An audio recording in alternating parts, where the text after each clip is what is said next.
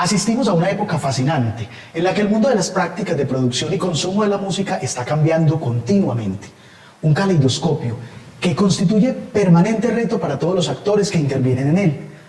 Las mediatizaciones se han convertido en un polimórfico y mutante sistema que transforma minuto a minuto sus intercambios discursivos, sus soportes, sus narratividades y sus series de vida.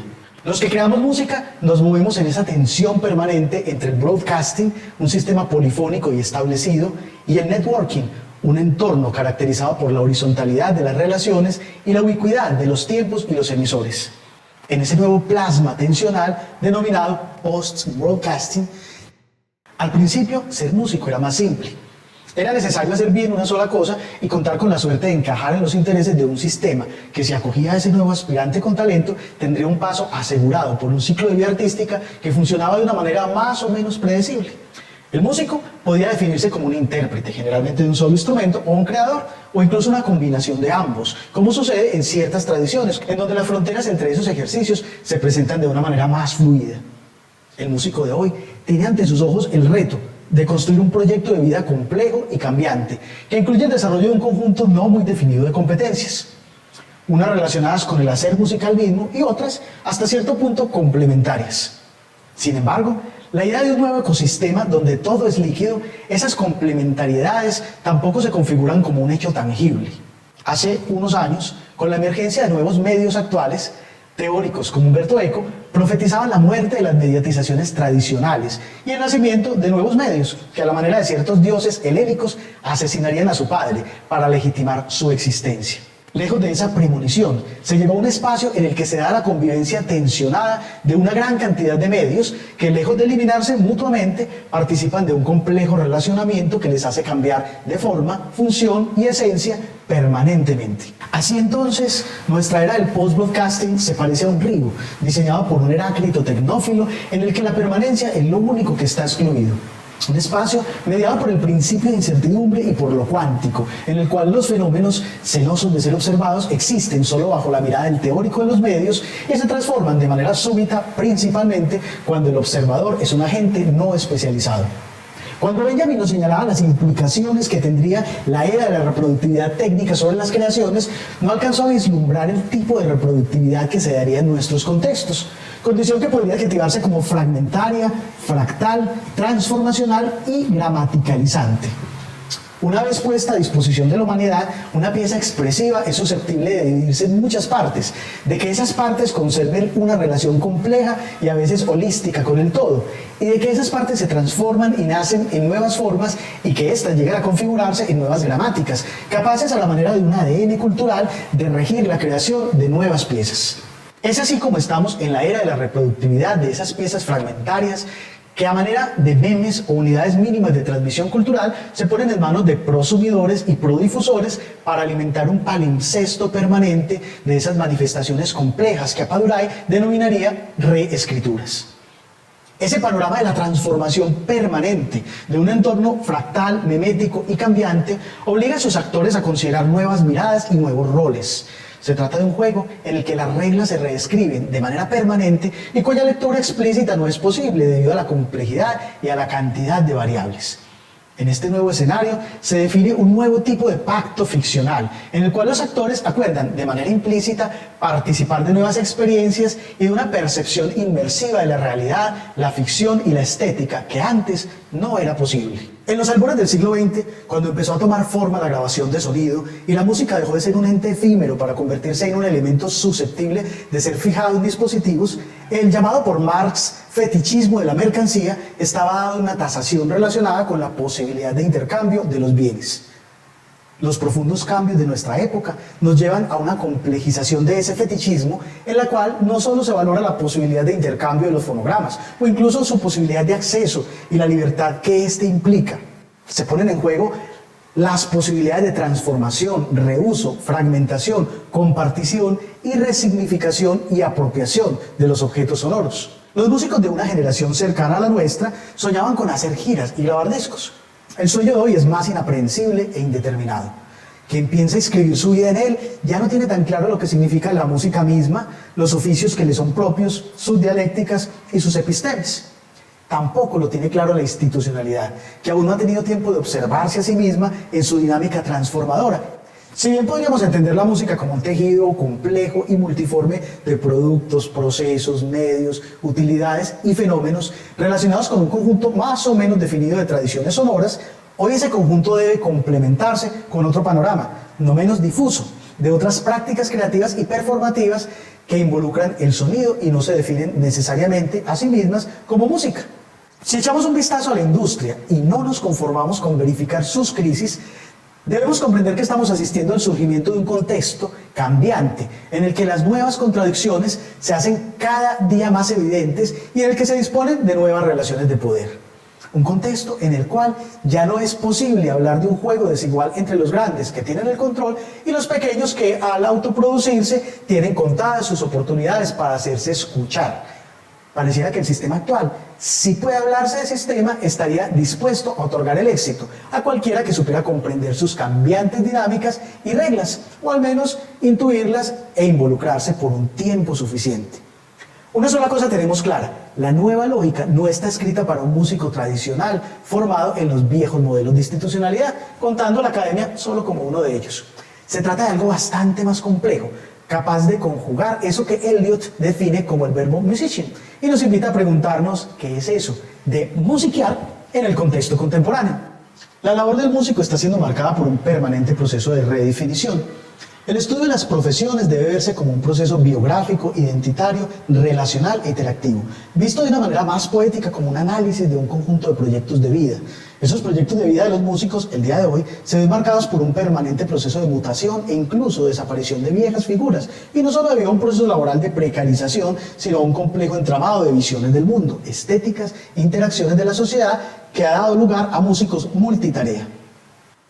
Este nuevo tipo de músico polimórfico y en permanente mutación está caracterizado por la polivalencia o convivencia de diferentes oficios dentro de un mismo colectivo de trabajo, o la poliactividad, entendida como la coexistencia de múltiples oficios pertenecientes a diferentes campos, o bien la pluriactividad, entendida como la convivencia de diferentes oficios pertenecientes al mismo campo. Al principio, esa taxonomía suena convincente, pero cuando se analiza, por ejemplo, si ser compositor de música y editor de video son oficios complementarios o si pertenecen a campos iguales o diferentes, el sistema se derrumba y la respuesta es dependiente del contexto. No es posible determinar cuándo esas tareas son complementarias o simplemente están configurando un nuevo tipo de individuo o de artista que elige un corpus de conocimientos y disciplinas para su trabajo y que los convierte en una agenda de autoformación. En el momento de analizar este proceso biográfico de la construcción de la carrera de ese individuo, aparecen también otros nuevos interrogantes. Por ejemplo, ¿a qué sistema económico le presta sus servicios? ¿Su proyecto es artístico y autorreferencial o es profesional y está al servicio de los intereses de alguna forma de institucionalidad a la cual se debe? En otras palabras, ¿se trata de un proyecto de vida relacionado con el don, la libertad y la vocación? ¿O se trata de una materialización de una agenda dispuesta por la sociedad para formar una pieza más de las requeridas por el engranaje? Dejando de un lado la pregunta por lo pasivo o lo activo que cada músico sea en relación con la construcción de su profesión, es importante señalar que este sujeto deberá revisar permanentemente la efectividad de esa configuración y someterla a una agenda de actualización, regida por sus intereses estéticos, sus proyectos y sus posibilidades, y también por los condicionamientos de poder que le impone su contexto sociocultural. De hecho, los otros actores también revisarán esas configuraciones y la dinámica misma planteará mecanismos de actualización y transformación. Se esboza allí un nuevo juego de poder, que no está exento de los prejuicios de la sociedad, que tampoco son ajenos a la institucionalidad de lo artístico y a esta nueva forma de músico que podría tener dificultades para ser acogido, principalmente por la academia. Es allí donde el músico multitarea puede ser visto como un todero, una persona que no ha definido sus prioridades y que no tiene la capacidad para encajar en la lógica de lo que se ha considerado tradicionalmente su profesión, en especial cuando esas tareas atraviesan por el multiinstrumentismo. La tradición del virtuoso, desarrollada a partir de los ideales románticos del siglo XIX, considera un único tipo de virtud: el sujeto que dedica su vida a un instrumento y que por medio de un entrenamiento riguroso y disciplinado trasciende la dinámica de lo que por tradición ha sido posible en su instrumento. Se trata de un ideal de virtud simple y altamente efectivo si se consideran los medios de creación, producción y escucha de las músicas tradicionales. Pero cuando se somete a la pregunta sobre su vigencia en el contexto de la nueva realidad de la música, la respuesta no es tan simple. Es posible que en ese momento sea necesario interrogar al presente sobre lo que significa ese nuevo tipo de virtud. Es posible que un sujeto capaz de concebir, conceptualizar, crear, interpretar, producir, dirigir y poner en el mercado un producto musical encarne un nuevo tipo de virtuoso, diferente, pero no menos impresionante que el que representaba una figura como Liszt o como Paganini. Se trata de la coexistencia sistémica de un conjunto de competencias puestas al servicio de un proyecto profesional y artístico específico. Competencias que no siempre se pueden desarrollar bajo el amparo de una academia monolítica y obsoleta que aún no está preparada ni siquiera para validarlas y menos aún para legitimarlas. La idea del multiinstrumentista no es nueva. Durante el clasicismo era la norma. Era de suponer que un compositor en el siglo XVIII, por ejemplo, fuera competente en varios instrumentos. En ciertas tradiciones musicales, el multiinstrumentismo conserva plena vigencia. Por ejemplo, en las músicas andinas latinoamericanas. En otras músicas, como las de los llanos colombo venezolanos, se espera que la formación de los músicos jóvenes pase por el conocimiento de todos los instrumentos del género. El multiinstrumentista se legitima por su tradición, la lógica de su contexto exige ese tipo de músico. En la música de los virtuosos románticos la necesidad era otra, por eso la práctica del multiinstrumentista cesó su vigencia. En la actualidad, es posible que las nuevas exigencias reaviven la vigencia de ese tipo de músico, el multiinstrumentista. Concebir la música desde las posibilidades de un instrumento musical implica una serie de ventajas y desventajas, principalmente desde la profundidad con la que debe llegarse a conocer el instrumento, su técnica y su repertorio. Sin embargo, entraña la renuncia a todo un universo sonoro que está por fuera de ese dominio. Un universo tan vasto que resulta incognoscible. El multiinstrumentista tiene la ventaja de una mirada más holística, a cambio de una renuncia a la profundidad con la que puede llegar a ejecutar un instrumento. ¿Qué es más ventajoso? Depende de los objetivos artísticos, musicales, estéticos y, por supuesto, productivos y laborales. En fin, es un asunto de electividad, no de legitimidad. Una vez interrogada la cuestión del multiinstrumentista, tiene sentido volver a referirnos al músico multitarea y analizar si se trata del mismo fenómeno. El concepto del instrumento musical también se está replanteando en nuestros días. Ya no se trata de ese conjunto más o menos cerrado que imponía la tradición de las músicas académicas, ni siquiera de ese mucho más amplio que se relaciona con otras músicas del mundo. A manera de una primera aproximación, podría decirse que hoy podemos definir un instrumento musical como un conjunto dinámico de hardware, software, algoritmos, interfaces y ápticas que permite producir sonidos de una manera controlada y predecible. Así que cuando hablamos de multiinstrumentista, no solo nos referimos al que puede interpretar varios instrumentos concebidos de una manera tradicional. Sin embargo, surge una nueva inquietud. ¿Ese multiinstrumentista solo se refiere al que manipula estos instrumentos relacionados con lo sonoro? Es claro que no. El concepto mismo de lo musical también es inestable y fluido. Si ampliamos un poco más la concepción de esos instrumentos para hablar de artificios que permiten manipular parámetros sonoros, visuales o de algún otro tipo con el fin de realizar alguna clase de performance, el multiinstrumentista extiende sus posibilidades hacia una gran cantidad de campos que configuran una nueva concepción del virtuosismo instrumental.